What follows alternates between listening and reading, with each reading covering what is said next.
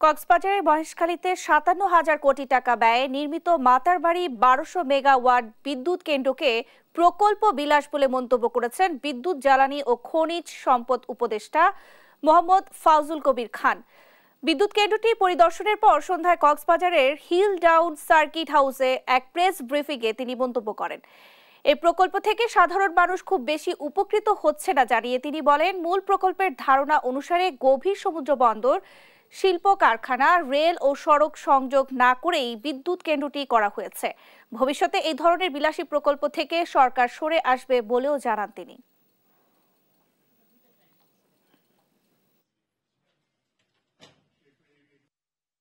আগে বিদ্যুৎ কেন্দ্র হয়ে গেছে, কিন্তু ওই যেটা বললাম যে গভীর সমুদ্র বন্দরও হয় নাই, তারপরে যে এখানে যে কারখানা হওয়ার কথা ছিল হয় না, এবং সেটার সঙ্গে যে সেটার জন্য যে প্রয়োজনীয় রেল সংযোগ, সেটার সঙ্গে প্রয়োজনীয় যে সড়ক সংযোগ, সেগুলো হয় না।